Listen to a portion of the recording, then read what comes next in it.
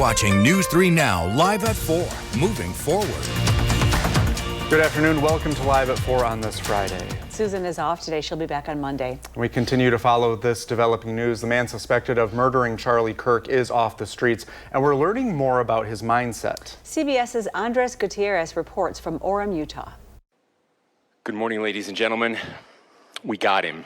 Authorities took this man, 22-year-old Tyler Robinson, into custody late Thursday. Sources tell CBS News Robinson's father saw the photos released by authorities and confronted his son. The father then reached out to a youth pastor close with the family who contacted the U.S. Marshals. Investigators interviewed a family member of Robinson who stated that Robinson had become more political in recent years. Investigators believe Robinson acted alone when he fired a single shot, piercing Kirk in the neck. Video from the FBI shows what appears to be Robinson jumping off a rooftop at Utah Valley University after the shooting. President Trump announced the arrest on Fox News and called for Robinson to face the ultimate punishment. I hope he gets the death penalty. What he did, Charlie Kirk was the finest person. He didn't deserve this. Kirk's murder drew bipartisan condemnation and calls to tone down the rhetoric often blamed for political violence. This is our moment. Do we escalate or do we find an off-ramp? Authorities did not speak to a motive, but say bullet casings recovered from the rifle believed to have been the murder weapon could shed light on Robinson's thinking. One was engraved with "Hey Fascist, Catch." Robinson is being held without bail. The Utah County Attorney's Office says it will file formal charges next week. Andres Gutierrez, CBS News, Orem, Utah. Authorities also have messages with his roommate on the app Discord that discuss many of the pieces of evidence that have been recovered. And happening tonight, the Republican Party of Dane County will host a vigil for Charlie Kirk. That's at 5:30 p.m. outside the State Street entrance to the Capitol. And that's where we find Tanasia Shaw. She is out there right now. Tanasia, good afternoon. What can you tell us? Brady and Sarah, yes, I'm here outside of the Capitol on State Street, where the Republican Party of Dane County is expected to meet to memorialize Charlie Kirk with a prayer vigil. As we all know, Kirk died on Wednesday at Utah Valley University after being shot. And as we said just minutes ago in this newscast, that suspect is now in custody. And as we know, this assassination truly shocked the world, with a lot of people seeing that video, with a lot of politicians speaking out, including President Trump and local politicians like Governor Evers. And as I said, a lot of people watched the video of Kirk's last moment. We spoke to a psychologist from SSM Health that is telling us how people may react after dealing with violent, heavy news this week. We can have a variety of reactions, all of which are normal but can be problematic. We can have re-experiencing reactions, which are things like, I'm dreaming about it. I just can't get that picture out of my head. I find myself talking about it over and over again, or I'm having nightmares. We can have avoidance reactions. I don't want to look at that. I want to shut my TV off. I don't want to talk about it at all, or I don't want to go to that place. And we can also have hyperarousal reactions, which are physical reactions. We can feel keyed up and jumpy and on edge. We can find ourselves, scanning our environment, looking for safety, or just feeling more emotional in general. And as I said, the memorial will take place out here on State Street. That's expected to be here at 5:30. I'll be live in all of our afternoon newscasts with the updates and seeing how people are remembering Charlie Kirk here in Madison. Sarah and Brady, I'm going to send it back to you. Thank you, Tanasia. To our weather now. Summer's last leg gets a little longer, but we may have some storms to get through before we see it. Blaze is tracking that in our first warn forecast. Hey, Blaze. Hello, that's right. We may squeeze out some showers and thunderstorms as we head overnight Friday into Saturday, but it does look like, at least for any Friday night football games, we are looking to stay on the dry side. It was a slow climb, but temperatures were able to get into the low 80s. Again, that morning fog really acted like cloud cover and kept our temperatures from really climbing into those mid 80s, but still warmer than average and still a very pleasant afternoon nonetheless. 84 stretching from Lone Rock into Prairie du Chien, 83 in Platteville as well as in Verona, 82 Madison as well as in McFarland and Stoughton, all the way down into Edgerton as well. We mentioned that chance for rain does move in mainly after midnight and will continue through the morning hours on Saturday. Some of these storms may produce some gusty winds, some small hail, as well as some heavy rain. We may also see some afternoon redevelopment, mainly towards the east as we go into Saturday afternoon. For folks in the green, that's our marginal or an isolated chance for severe weather on Saturday. As I mentioned, strong winds and hail are going to be our greatest threats. Coming up in the full forecast, we're going to talk more about Saturday's chance, if there's any more rain in the forecast, and then we'll also take a look at our temperature trends. Are they going to stay warmer than average, or are we going to go back to feeling like fall? That's all coming up in just a few minutes. Sounds great. Thank you, Blaze. President Trump has approved almost $30 million in disaster relief for parts of Wisconsin hit by historic flooding back in August. FEMA crews conducted damage assessments throughout southeast Wisconsin last month. The state estimated $33 million in individual damages, with 1,500 residences damaged or destroyed.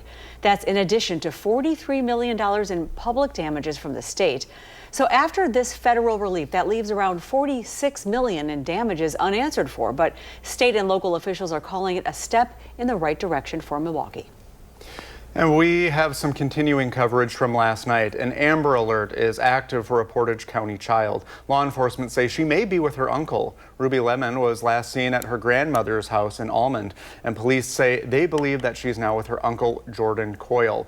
Ruby is 6 years old with brown hair and green eyes. She was last seen wearing a lavender dress with smiley faces and white shoes with the characters Lilo and Stitch. Coyle is 34 years old with red hair, a beard, and a mustache. He has blue eyes and is about 6'3". Coyle has a peace symbol tattoo on his left chest, and he also has a dinosaur, puppy, butterfly, and cat tattoos on his arm. He's believed to be driving a white 2001 Ford F-250 with a Wisconsin license plate WC-2249. That's WC-2249. If you know where they could be, here's the number to call: 888-304-3936. Wisconsin authorities are identifying the man who killed a 70-year-old Mesa Maney resident last month. 23-year-old Andrew Collimore was shot and killed by police after a high-speed chase on August 29th. Dane County Sheriff Calvin Barrett says Collimore had broken into Thomas Muckler's home in Mesa Maney on August 28th and was staying there for an unknown time.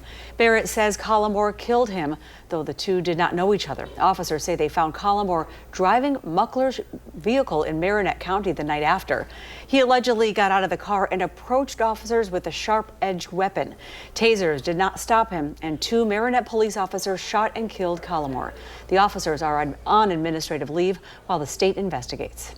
Happening today, the Fall River man accused of stabbing a 17-year-old and then running her over in 2022 has been sentenced to prison. A judge sentenced Dylan Lenz to 13 years in prison and 15 years of extended supervision. Lenz was found guilty of attempted first-degree intentional homicide. He allegedly told investigators he was trying to kill the girl. She was found in a Walmart parking lot with several injuries. We have an update on the Rock County fence and deck story that our Call for Action team brought to light. This story involved multiple people who were left with nothing after paying in full for services like a new deck. They reached out to Call for Action and action was taken. Call for Action had 11 clients, and among those we had 5 projects completed, 4 full refunds, and 2 clients refunded at 90% so far. Call for Action says volunteers say they'll be receiving that by the end of the week. Josh Wilkes, Rock County fence and deck owner, sent a statement to News 3 Now apologizing for the previous management of the company since February 2024. The statement reads in part, "I have recently taken back over my company as of July 25. This company was built off hard work, quality builds, and a fair price.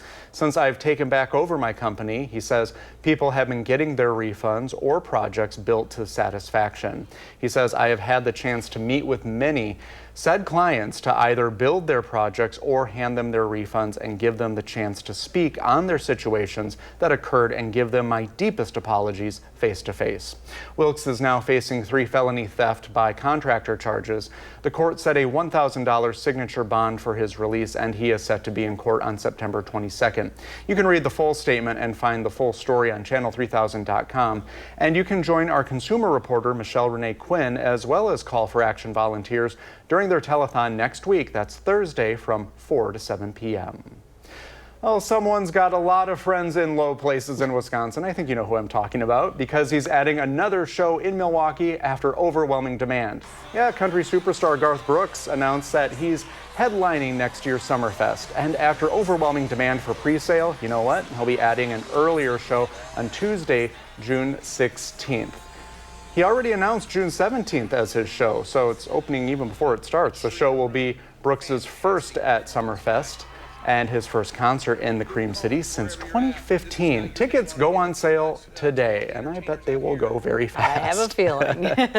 Later on Live at 4, it takes a lot of work to get all of this ready for you. So imagine how hard it is to get ready for the Emmys. Unbelievable. Now, you don't have to imagine. We take you behind the scenes of how Hollywood gets ready for TV's big night, aired only on CBS.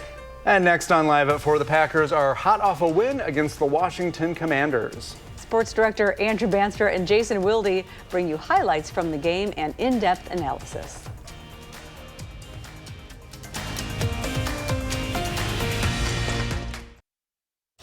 The Packers are continuing their winning streak last night after taking on the Washington Commanders. Great game. News 3 Now's Jason Wilde and Andrew Banstra have the highlights, reaction, and injury news from Lambeau Field. Under the lights of Lambeau last night, the Packers were in prime time.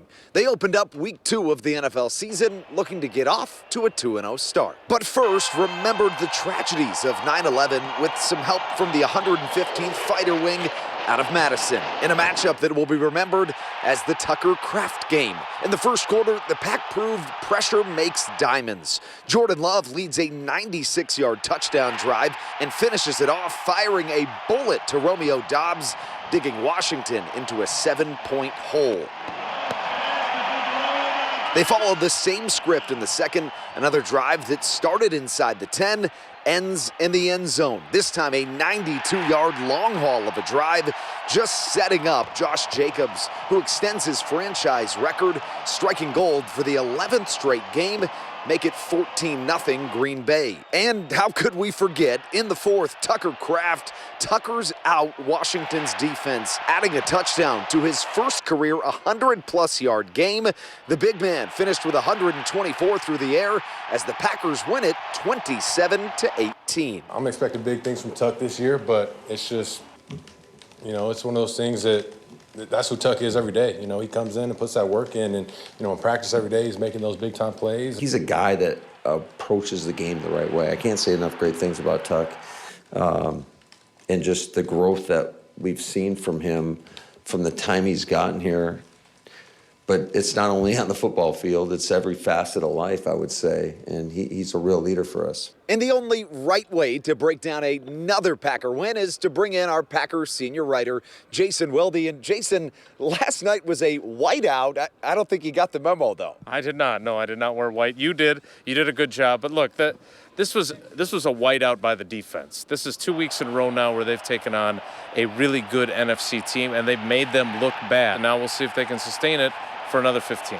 And if you just looked at the stat sheet and you just looked at the score of the game, the offense looked good, but kind of like that area at the Milwaukee airport, and sometimes they look discombobulated. Would that be a fair assessment? Yeah, I think Jordan Love would say he needs to enter the recombobulation era so he can be a little bit more productive. But again, you can't expect perfection, right? It's an imperfect game. What they have done offensively is 2 games in a row gotten off to a fast start. And I don't think we would have found out this news last night had it not have been for this guy right here asking Matt LaFleur directly. But Jaden Reed did break his collarbone, as he told you, and will be out for a while. We saw Tucker Kraft step up big time last night. Just how big was that game for him, and what can he do to continue unlocking this offense? Yeah, first of all, with Reed, he is a spark plug for these guys. And he was already, as people know, playing with a Jones fracture in his foot. So if you want to look on the bright side, when you suffer an injury like this, they both can heal simultaneously, and he can be kind of that late season addition now that kind of gets them going again, because it's not always going to be perfect. They're not going 17-0. I don't want to spoiler alert. But Tucker Kraft has said he wants to be one of the best tight ends in the league, and he made a really convincing case. I'm eager to see what his ceiling is, because now we've seen his floor. These last 5 days at Lambeau have been awesome, but the Packers are going to push the pause button on being at home, at least for the near term, another month until They're back here at Lambeau, which means that Jason and I don't get to do this again for another month, at least after a Packer game. But we can't wait for that to happen. Another big-time Packer win and another big-time post-game report from Jason Wilde. For Jason, I'm Andrew Banstra, signing off from Lambeau Field for News 3 Sports. Awesome. Thank you, guys. Well, Badgers volleyball and football set to hit the road this weekend. Ahead of those games, Wisconsin Huddle's first episode is scheduled to air tonight at 6:30. We'll bring you exclusive insights from players and behind-the-scenes access you won't get anywhere else. Plus, wide receiver Trech Kekahuna is the player of the week. And ahead of tomorrow's football game against Alabama, let's check out some of our News 3 Now's team score predictions. Looks like everyone is preparing for a tough day for Bucky. Brady has Bama taking it 55 to Wisconsin's 23. I put this a little closer, 22-10, feeling guilty because of the Badger in me. Blaze thinks Alabama will also run away with tomorrow's game 43-7 and kick off tomorrow at 11 a.m. And you know, Blaze and me, we're huge football fans, so I'm guessing we're going to be pretty close. I just guess numbers. This is my bread and butter right here. Sports, that's Banstra, Brady, as we just mentioned, as well as Jason. So all of them, truly, I just guess numbers. I don't really know what's going to happen. But I do know tonight we are going to be watching as clouds move on in. Showers and a few thunderstorms, mainly after midnight. So any Friday night activities should remain dry, as we're not anticipating that rain to really move in until the midnight hour onward. Now, we will see showers and thunderstorms as we go through the morning hours on Saturday. We may see afternoon activity further towards the east as we head into Saturday afternoon. We're also going to be watching over the next day or so where a stationary front sets up, because that might bump our temperatures easily into the upper 80s to low 90s over the weekend. But we'll talk about that later on in Live at 4. For now, we're going to focus on that rain chance on Saturday. Those storms are going to move in as we go from the midnight hour onward. Some of these storms could be severe. One or two may bring some small hail, as well as some gusty winds and heavy rain.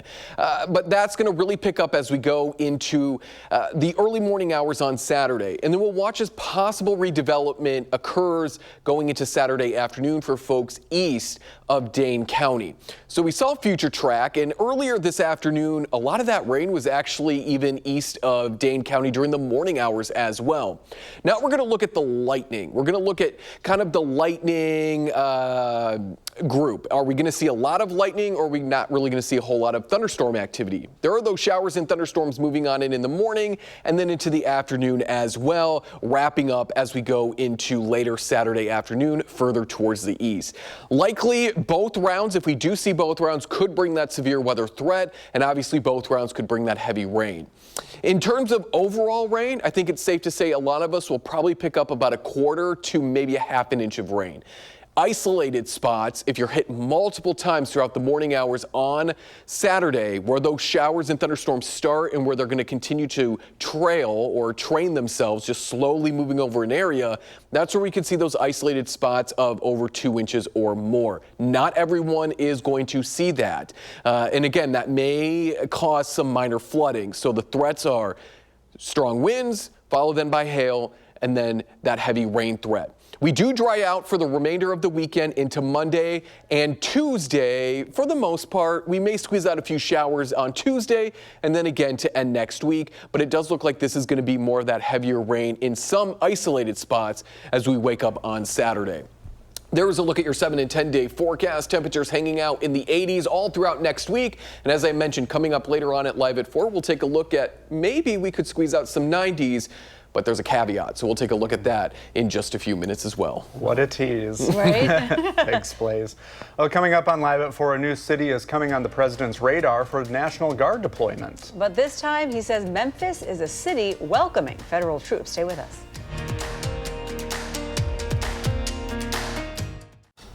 President Trump is expanding the use of the National Guard to help fight crime in another major U.S. city. And the president says this will not be the last deployment. Erica Brown has details from the White House.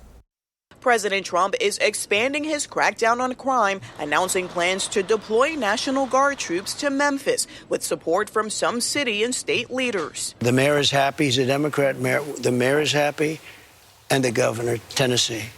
the governor's happy. Tennessee Governor Bill Lee says he is coordinating with President Trump and his administration to work out the details of the mission. But other local officials, like the mayor of Shelby County, which includes the city of Memphis, oppose the decision. We know the governor also has a right to bring the National Guard to town, and so we're asking the governor to reconsider. Some Memphis residents say the move is politically motivated. I definitely think it's a Republican-driven ideal, especially in a majority black city. President Trump has previously touted his crackdown on crime as effective and says Memphis is just the next city on his list that also includes Chicago that could see troop deployments. We're going to go 1, 2, 3, and then we'll do a few at a time. But we're going to straighten out the crime in these cities. The government has already increased a federal presence in the area as part of an immigration crackdown. Friday, an immigration and customs enforcement operation turned deadly. Officials say authorities working in a Chicago suburb shot and killed a suspect they say tried to ram his vehicle into the arrest team, dragging an officer with a car. The officer involved is in stable condition. ICE officials say activists and viral social media videos encouraging resistance to arrests undermine public safety. Erica Brown, CBS News, the White House. And this week, the Memphis Police Department touted new statistics that show overall crime is at a 25-year low. Tennessee's Republican governor said he was scheduled to speak with President Trump today. House Speaker Mike Johnson has appointed 5 Republicans to serve on a new January 6th subcommittee. GOP Representative Barry Loudermilk will lead the investigation. Representatives Morgan Griffith, Clay Higgins, Troy Nels, and Harriet Hageman will also join. Democrats oppose the new subcommittee in general and claim their investigation was enough.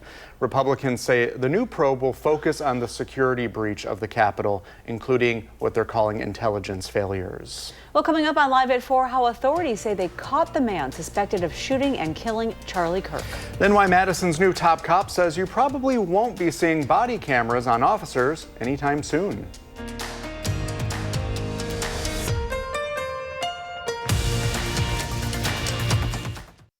You're watching News 3 Now, live at 4.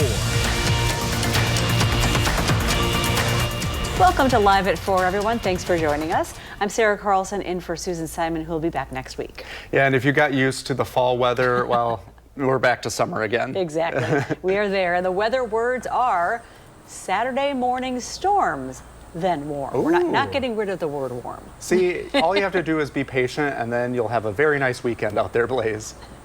That is correct. Yes, we got some showers and thunderstorms in the forecast, as the weather words say, mainly Saturday morning. Could see some redevelopment Saturday afternoon, but that's going to be mainly towards the east. The morning activity is likely going to impact most of us as we are waking up tomorrow. Right now, we're taking a live look at the Union Terrace on Lake Mendota. Sunny, 82 degrees. It was a slow climb, but we got into the low 80s. The humidity is still very comfortable at 39%. A wonderful Friday afternoon. Friday night football is going to be just as comfortable as well. Here are those storms moving on in. We're looking at the lightning. So where are those thunderstorms likely going to be as we're waking up on Saturday? Across central and southern Wisconsin, and then we get a break into the afternoon hours, but I want you to pay attention closer to Milwaukee on Saturday afternoon. That's where we could see that redevelopment into the afternoon and evening hours tomorrow. We do have an isolated or marginal chance for severe weather in the green, so the lowest of the categories outlined by the Storm Prediction Center. I even think the morning activity is going to be slightly towards the east as well. Strong winds and hail are going to be our greatest threats, along with some heavy rain. Some folks could see isolated spots of 2 inches or more, but not everyone is going to see that. Likely, folks are going to probably make off with about a half an inch to maybe an inch at most. And we could use the rain. We still have some dry conditions out there, but certainly not any noticeable or mentionable drought conditions. The grass is just getting a little bit greener, but we are kind of closing up the growing season. We talked about the rain chance already this hour during Live at 4. In the next weather forecast, we're going to take a look at our temperatures because we could be flirting with the 90s Sunday and Monday, but we'll talk about why it all depends on one little front. That's coming up in just a few minutes. Thank you, Blaze. After a 33-hour manhunt, a suspect is in custody in connection with killing Charlie Kirk. This morning, state and federal officials announced Tyler Robinson was arrested last night. Robinson, who has no prior criminal history, is currently being held without bond, and sources say he is not cooperating with investigators at this time. Investigators interviewed members of Robinson's family who shared the alleged shooter became more political in recent years and spoke negatively about Charlie Kirk. Republican Utah Governor Spencer Cox spoke out today against claims that any political figures or the media were somehow responsible. I think we need more moral clarity right now. I hear all the time that words are violence. Words are not violence. Violence is violence. And there is one person responsible for what happened here. And that person is now in custody and will be charged soon and will be held accountable. This is after Wisconsin Congressman Derek Van Orden blatantly said the media was to blame on the steps of Capitol Hill yesterday. And happening tonight, the Republican Party of Dane County will be hosting a vigil for Charlie Kirk. It will start at 5:30 p.m. outside of the State Street entrance to the Capitol. Our Tanisha Shaw will have more from the vigil tonight on News 3 Now at 6. Investigators have been combing through the belongings of the teenager who opened fire at a Colorado school on Wednesday. Agents have searched Desmond Holly's room and backpack and his locker at Evergreen High School outside Denver. The sheriff's office says the 16-year-old had been radicalized by an extremist network. He shot and hurt 2 students before fatally shooting himself. The attack sent students running for cover, and the state wants parents to know there are free mental health resources to help their children process this trauma. It's really important to be able to let them know they're not alone. It's okay to talk about it. It's okay to feel all the feelings. And so we want to make sure that we're sharing these free resources because you might be the one they want to talk to, but we know sometimes that's not the case. The shooting happened in the same county as Columbine High School, where 2 teenage shooters killed 14 people in 1999. Well, Madison's former police chief wanted the department to have body cameras by 2027. But now there's a new face in that role. Ellie LaLiberte spoke with the newly appointed police chief, John Patterson, about if that timeline still stands. Ellie? Well, the short answer to that question is no. Chief Patterson told me that MPD will likely not have body cameras by 2027.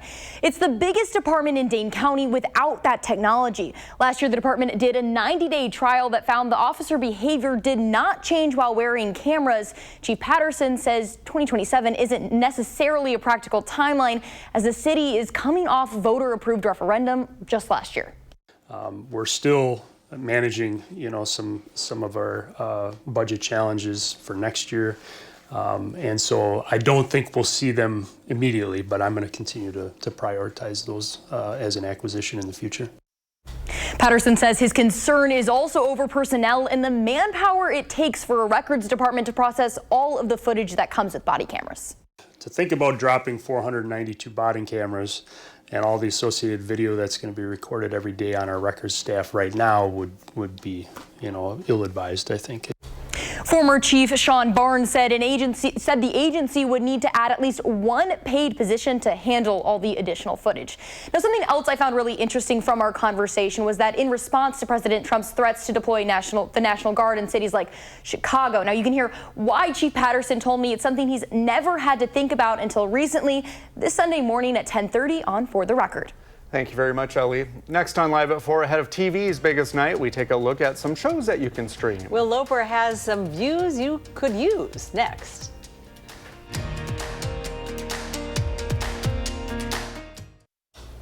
Well, what do a mama's boy thriller, fake marriages, and real murders all have in common? Well, they're all new on streaming this weekend. Will Loper tells us what they're all about. So what do we do now? Do I have to meet the parents? Watch a psychological thriller with The Girlfriend, newly streaming on Amazon Prime Video. I don't trust her. Let's see if we can't push her buttons. Yes. I'm not good enough for her. I love you for you. Robin Wright directs and stars in the series as a mother who becomes paranoid her son's new girlfriend might be more than who she says she is. You have to choose one of us. I'm your son. His visa runs out in a few months and he doesn't want to go back to Korea. My grandmother doesn't know I'm gay. You come out, they cut you off. I have a proposal. You marry me, and I'll pay for Liz to grow a baby. What? Me? Engage in a comedy with the 2025 film The Wedding Banquet, newly streaming on Paramount+. His grandmother flew in from Korea to meet her future granddaughter-in-law. What are we supposed to do exactly? We gotta de-queer the house. Hijinks ensue when two members of separate couples pretend to be engaged when one of their grandmas visits. This is absurd. All so you can get a green card. Cheese. Let's try looking more in love. Guys, the police report just came in. A guy fills a fountain with blood in the most murderous building in New York. They say it's accidental? So we just assumed murder. And solve a new mystery with Only Murders in the Building Season 5, newly streaming on Hulu. These people could be killers.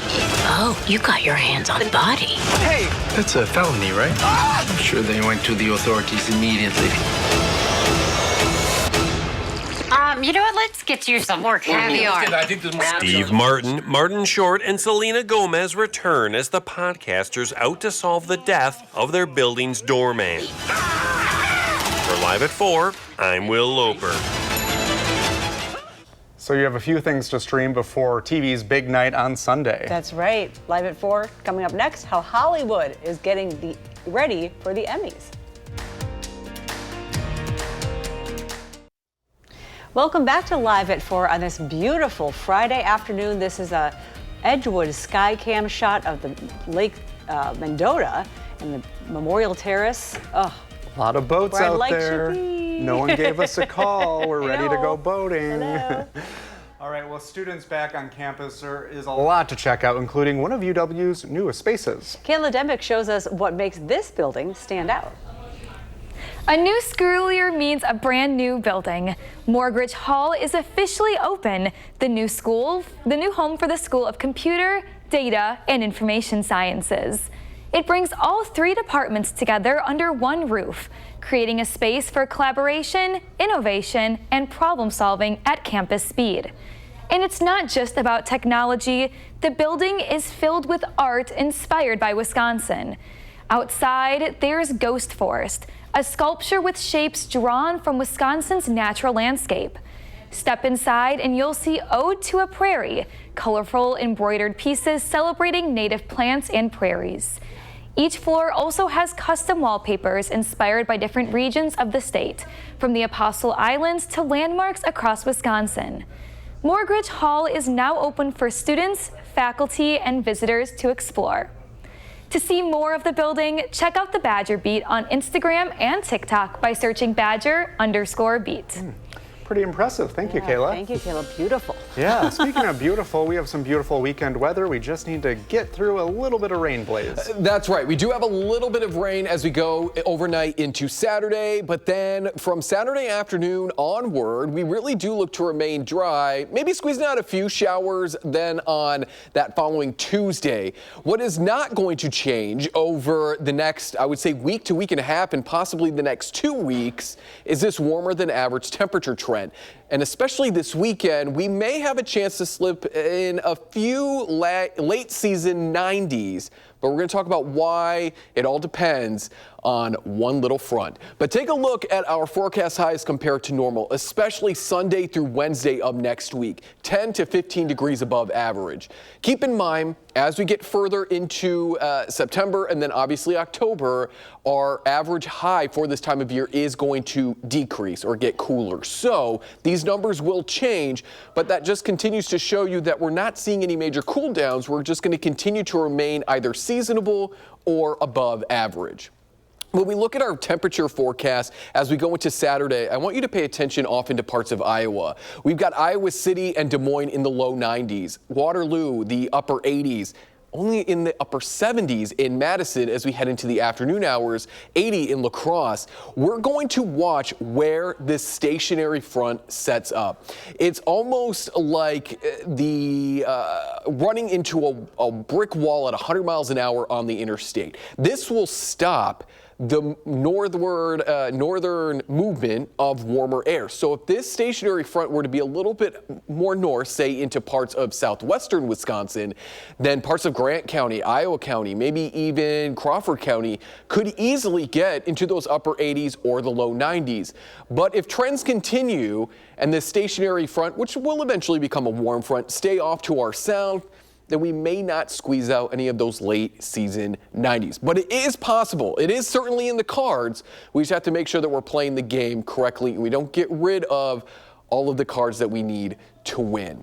But in the long term, and this includes the end of our extended forecast, we are continuing to remain warmer than average. The confidence is still there at about 50 to 60%. Now, if we look even further out, 8 to 14 days, so the next 2 weeks, getting us closer to the end of September, still staying above average. Again, this could be by a degree, this could be by several degrees, but it doesn't look like we're going to be getting a taste of fall like what we just had gotten anytime soon. 80s tomorrow with that chance for scattered showers and thunderstorms not only in the morning but in the afternoon for folks further to the east. And there's a look at your 7 and 10-day forecast, hanging out in the 80s, and even when we cool on down, still above average in those upper 70s by next weekend. The Emmy Awards are this Sunday, broadcast live on CBS. And you know what? It can take weeks for stars to prepare to walk the red carpet. That's true. We're showing you some celebrity hotspots in West Hollywood where they get ready for the big night. CBS News correspondent Wendy Gillette reports. Fancy a little cold plasma? The treatment is part of the red carpet facial at Ulla Henriksen Spa in West Hollywood that celebrities embrace. Why people really want it is glass skin, dewy, glowy, plumpy, hydrated, brightened skin. The facial includes V-Soto and Ulla Henriksen skin products and a human growth factor serum. It helps to extend the results by about 10 days. Just down the road in this wellness mecca, Next Health also draws celebrity clientele, offering IV, cryo, and infrared light therapies, along with vitamin shots. All of these things really help to promote health from the inside, but the effect is that you appear healthier on the outside. Stars seeking privacy will sometimes opt for a spa like this one at the nearby Sunset Marquis, where red light technology combats aging. The hotel where we stayed for a special rate has villas with private entrances and space to decompress in the heart of the city. You walk through the breezeway and there's these beautiful 3.5 acres of gardens here. The hotel is also home to Nightbird Recording Studios. The underground hideaway has 3 different studios where dozens of Grammy Award-winning records have been produced. Jed Lieber owns the studio that attracts plenty of big names. Everyone from Aerosmith to ZZ Top, A to Z, has worked here. One of my favorite sessions was Monty Python. When it comes to Tinseltown's body conscious, they can fuel up on protein-rich sushi at Uchi, then burn it off at Dog Pound, where trainer Kara Lazowskis prepares busy performers for big events. We stick to a full-body approach so that they're able to consistently come to the gym, so the soreness is mitigated, but they continue to train. She recommends a minimum of 3 strength training sessions a week to get anyone red carpet ready. Wendy Gillette, CBS News, West Hollywood, California. Thanks for watching Live at 4 today. We'll see you back here on Monday. News 3 Now at 5 starts right now.